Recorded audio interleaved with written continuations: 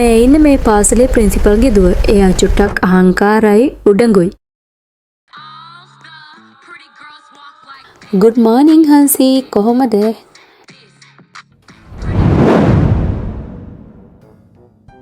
හංසි ඔයා ඉස්කෝලෙන් දුන්න වැඩ කරගෙන ආවද? ඔව් මම ඉස්කෝලේ වැඩ කළා.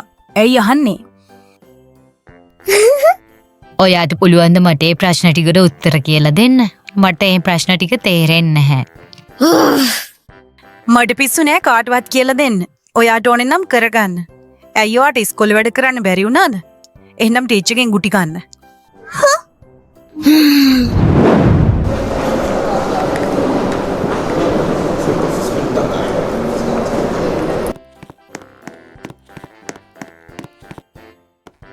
good morning හංසිලුව කොහොමද ඔයාට? good morning teacher මං හොඳින් ඉන්නවා. අම්මා මතක් කළා කියන්න දුව. හොඳයි teacher මම කියන්නම්. ළමයි හැමෝම ගෙදර වැඩ කරගෙන ආවද? ඔව් teacher මම කළා.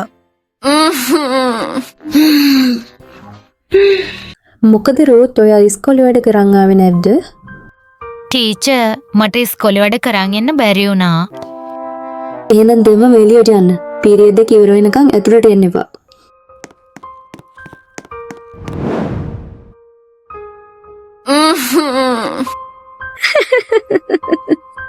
ඇයි ඔයාට ඉස්කෝලේ වැඩ කරන්න බැරි වුණේ? අනේ මන්දා ඔයාට ඉගෙන ගන්නත් බෑ කිසිම දක්ෂතාවයකුත් නැහැ. මට නම් තේරෙන්නේ නැහැ ඔයා මොකට ඉස්කෝලේ යනවද මන්දා. ඇයි හංසි ඔයා එහෙම කියන්නේ? ඔයා තරම් අපි දක්ෂ නෑ තමයි. අපේ අම්මයි තාත්තයි ඔයාගේ අම්මයි තාත්තයි වගේ දක්ෂ ගුරුවරු නෙමෙයි. ඊයේ මම ඔයාගෙන් තේරෙන්නේ නැති ප්‍රශ්නයක් ගැනයි ඇහුවේ. ඔයා දැන් මට කට ගහගෙන ඉනාද? ඕනාවට වැඩිය කියවගෙන ආවොත් මම තාත්තට කියලා ඔයාව ඉස්කෝලෙන් අස් කරලා දානවා.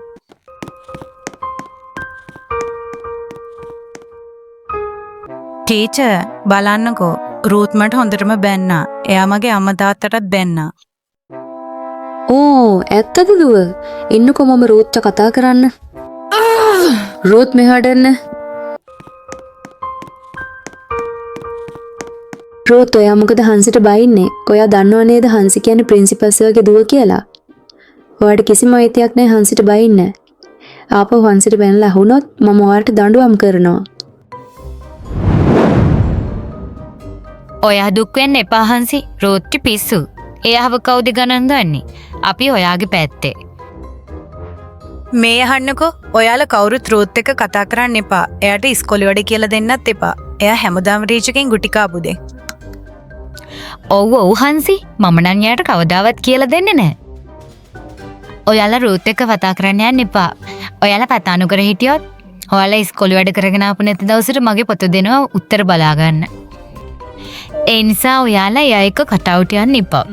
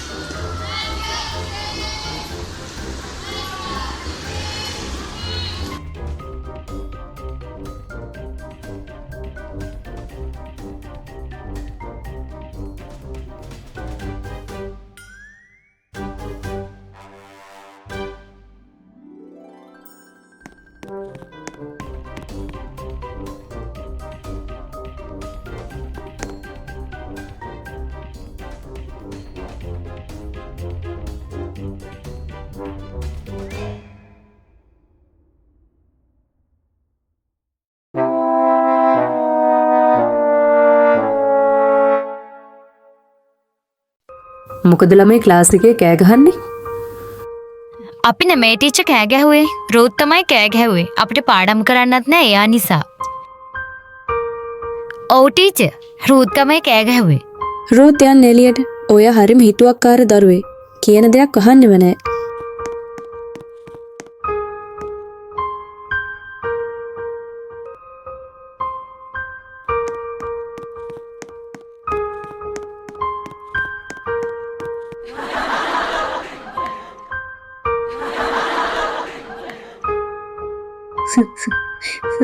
සමදාම මම විතරක් බැනුම් අහනවා. ඒ අරට මාව තේරෙන්නෙත් නැහැ. හැමදාම මම හැම එකටම වැරදි කියනවා බොරුවට. අයි මට මෙහෙම වෙන්නේ.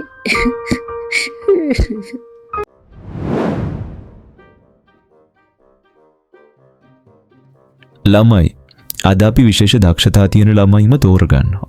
මං හිතන්නේ හැම සැරේම ගායනා තරඟට ගිහිල්ලා තියෙන්නේ හන්සි. ඔව් සර් මේ සැරේත් ඉතින් මම තමයි යන්නේ. මේ සැරේ අපි හැම ළමයෙක්ගේම දක්ෂතාවය බලනවා. ඒ නිසා ළමයි හැමෝම ඇවිත් තමන්ගේ දක්ෂතාවය ඉදිරිපත් කරන්න.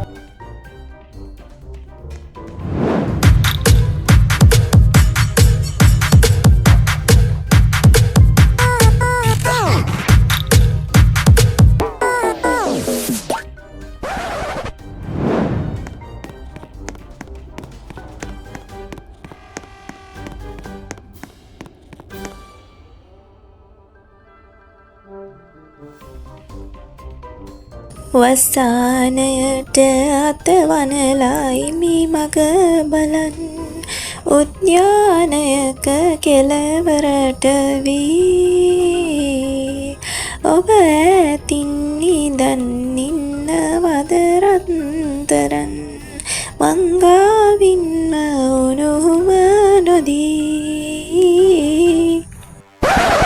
Oh no.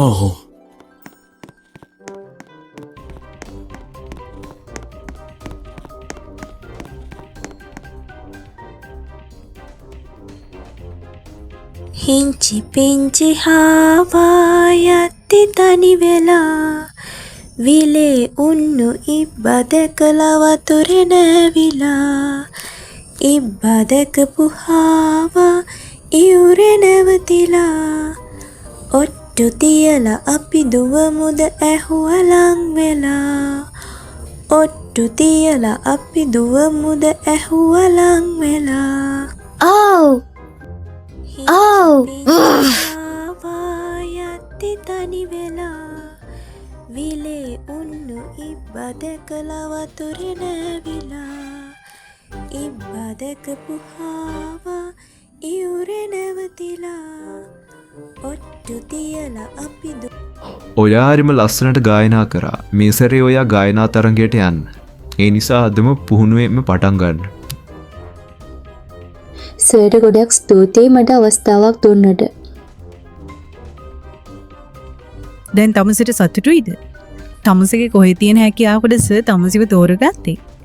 ඇත්තටම සර්ට නම් පිස්සු. සර් මාව තෝරගත්තේ මගේ දක්ෂතාවය දැකලා.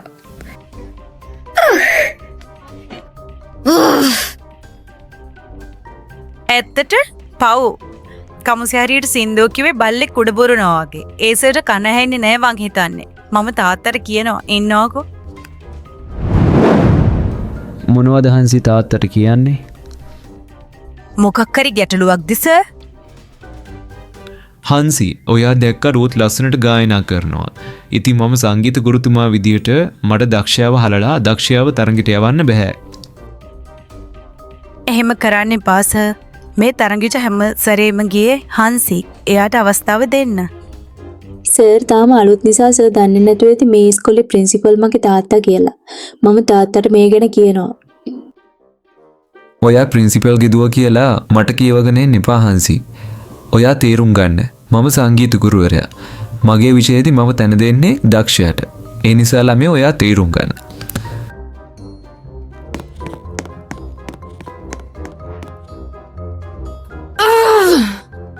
මම කවදාවත් රෝච්ච මේ තරගෙට යන්න දෙන්නේ නැහැ. අපි රෝච්ච හොඳ පාඩමක් උගන්වන්න ඕනේ. මං ගාව ප්ලෑන් එකක් තියෙනවා. මොකක්ද ප්ලෑන් එක හන්සි? මම මගේ බොයිෆ්‍රෙන්ඩ්ට ලියපු ලියුමන් රූත් ලිව්වයි කියලා ටීචර්ට දෙනවා. එතකොට එයාව ඉස්කෝලෙන් අයින් කරයි. ටීචර් රූත් කොල්ලෙක් එක්ක යාළුයි. ඒකයි එයා ඉස්කෝලේ වැඩ කරන්න නැත්තේ. ඒ දෙන්න කිස් කරනවත් මම දැක්කා.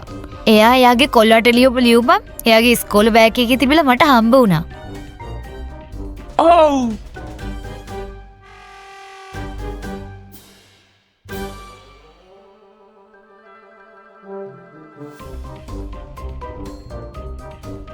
රූත් මෙහා දෙනවා.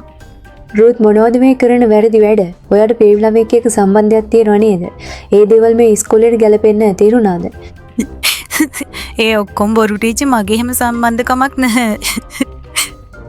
තවත් බොරු කියන්න එපා රූත්. අපි ගාව සාක්ෂි තියෙනවා.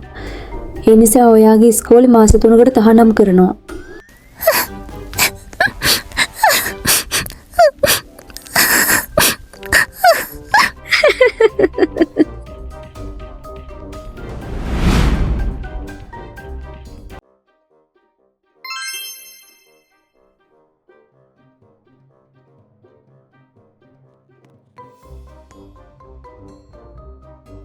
හායි කොහොමද යාළුවනේ? ඔයා ජරා කෙල්ලෙක් හන්සි. අපේ අම්ම කිව්වා ඔයාව ආශ්‍රය කරන්නවත් එපා කියලා. ඔයා කොහොමද කොල්ලෙක් එක්ක ඒ වගේ වැරද්දයක් කළේ? ඊයා මම නම් ඔයාට දැන් කැමතිම නැහැ. හන්සි කොල්ලෙක් එක්ක රූම් ගානේ ගිහිල්ලා දැන් බොරුවට මෙතන අඬන්නෝ. එයා රෝත්ට කොච්චර අපහාස කරාද? මම අපේ අම්මටත් කිව්වා රෝත්ට හන්සි ගොඩාක් අපහාස කරනවා කියලා. අපේ අම්ම කිව්වා හන්සිව ආශ්‍රය කරන්නවත් එපා කියලා.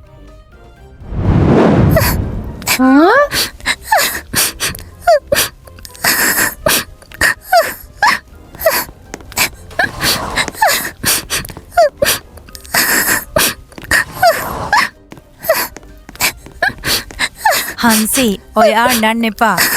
දැන් ඉතින් හැමදේම අමතක කරලා හොඳට ඉගෙන ගන්න. විභාගෙත් ළඟයිනේ. අපි එකට එකතු වෙලා පාඩම් කරමු. අනේ මට සමා වෙන්න රෝත්. මම මගේ උද්දච්චකමයි මෝඩ අහංකාරය නිසා කොයාට හොඳ යාළුවෙක් විදියට සලකන්න බැරි වුණා. ඒත් ඔයා දැනුත් මාත් එක්ක ඉන්නවා. හැමෝම මාව අතහැරලා මට අපහාස කරද්දි ඔයා විතරයි මල් ළඟ අන්තිමට ඉන්නේ. මට ගොඩාක් ලැජ්ජයි. හොඳම යාළුවෝ කවදාවත් අනිත් යාළුවව කරදරේ වැටුනහම අතාරින්නේ නැහැ. ඒ නිසා ඔයා දුක් වෙන්න එපා. ඔයත් එක්ක මම ඉන්නවා.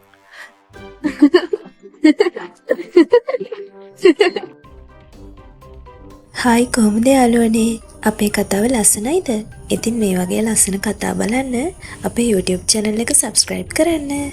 ආපහු දවසක මේ වගේ ලස්සන කතාවකින් ඔයාලව බලන්න එන්නම්. bye.